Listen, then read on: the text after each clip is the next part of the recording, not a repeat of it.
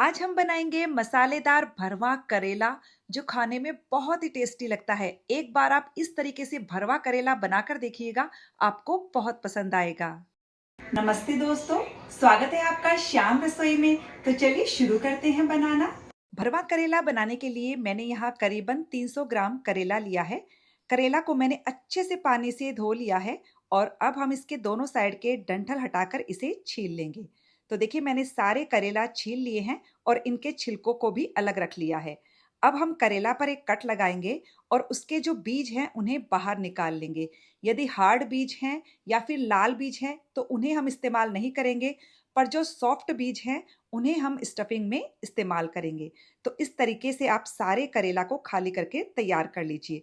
ये देखिए जो बीज हैं सॉफ्ट वाले मैंने वही रखे हैं।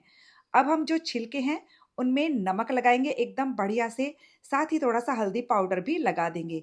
नमक हल्दी लगाने से करेला की कड़वाहट कम हो जाती है। इसी तरह करेला के ऊपर भी हम बढ़िया से नमक और हल्दी लगा देंगे और हाथों की सहायता से करेला के ऊपर और अंदर अच्छे से हल्दी और नमक को फैला दीजिए। हल्दी नमक लगाकर हम इसे आधे घंटे के लिए साइड में रख देते हैं। तो आधा घंटा हो गया है और अब हम क्या करेंगे, सारे करेला को पानी में डाल देंगे ताकि हम इसका एक्स्ट्रा हल्दी और नमक अच्छे से हटा सकें। पानी से अच्छे से धोकर हम करेला को बाहर निकाल लेंगे। इसी तरह से छिलकों को भी बढ़िया से पानी से वॉश करके इस तरह से निचोड़ लेंगे।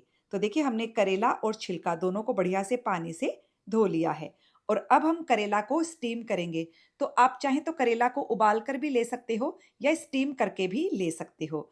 तो उबलते हुए पानी में एक जाली लगाई मैंने, उस पर हम सारे करेले रख देंगे और मीडियम फ्लेम पर हम करेला को कम से कम 15 मिनट के लिए स्टीम करेंगे, जिससे करेला 80 to 90% तक यहीं पर सॉफ्ट हो जाएगा।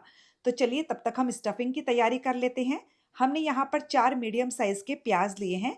प्याज को मोटा मोटा काट कर आप चॉपर में डाल दीजिए और इसी चॉपर में आप जो हमने बीज साइड में रखे थे वो भी डाल दीजिए और अब हम दोनों को साथ में चॉप कर लेंगे।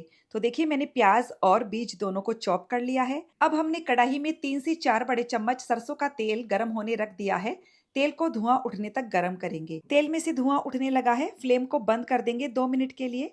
अब फिर से फ्लेम को ऑन करेंगे और इसमें हम डालेंगे 1 छोटा चम्मच जीरा, आधा छोटा चम्मच सौंफ, 1/4 छोटा चम्मच कलौंजी और 1/4 छोटा चम्मच हींग। सारी चीज़ों को धीमी आंच पर हल्का सा भून लेंगे और अब हम इसमें प्याज और बीज जो हमने चॉप करके रखे थे वो डाल देंगे और अब हम इसे 3 से 4 मिनट तक भूनेंगे, या जब तक प्याज पूरी तरह से सॉफ्ट नहीं हो जाता है हमें इसे भून लेना है। प्याज सॉफ्ट हो गए हैं तो अब हम इसमें करेले के छिलके डाल देंगे और इनको भी 4-5 मिनट मीडियम फ्लेम पर बढ़िया से भून लेंगे। तो ये देखिए छिलके भी एकदम बढ़िया से भून गए हैं। अब फ्लेम को एकदम लो पर कर दीजिए और इसमें हम सारे मसाले डालेंगे। आधा छोटा चम्मच हल्दी पाउडर, 1 छोटा चम्मच मैंने कश्मीरी मिर्च का पाउडर लिया है, 2 छोटे चम्मच धनिया पाउडर, 2 छोटे चम्मच दरदरी पीसी हुई सौंफ का पाउडर।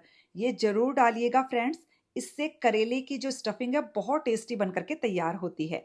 स्वाद के अनुसार नमक ले लीजिएगा। मैंने यहाँ पर 3/4 छोटा चम्मच के करीब नमक लिया है। 2 चम्मच ही मैंने यहाँ पर आमचूर पाउडर लिया है।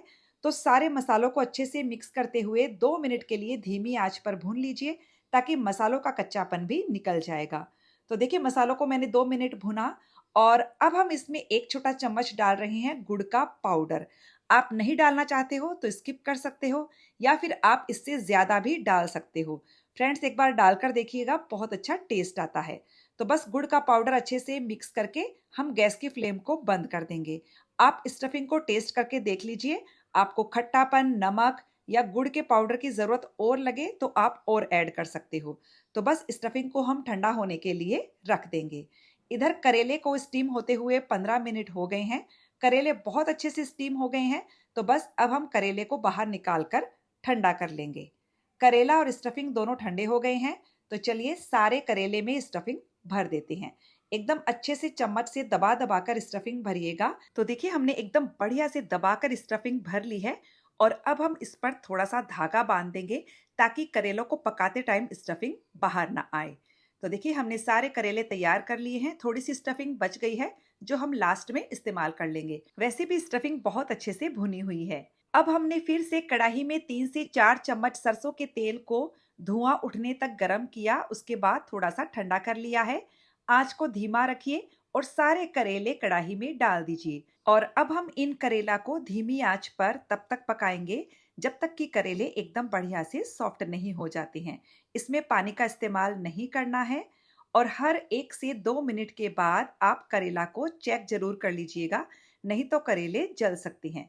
आप इन्हें ऊपर नीचे कर दीजिए और फिर से इन्हें ढककर पकाइए। करेला को पकाते हुए लगभग 12 से 15 मिनट हो गया है और हर 1-2 मिनट के बाद मैंने करेला को चेक किया है।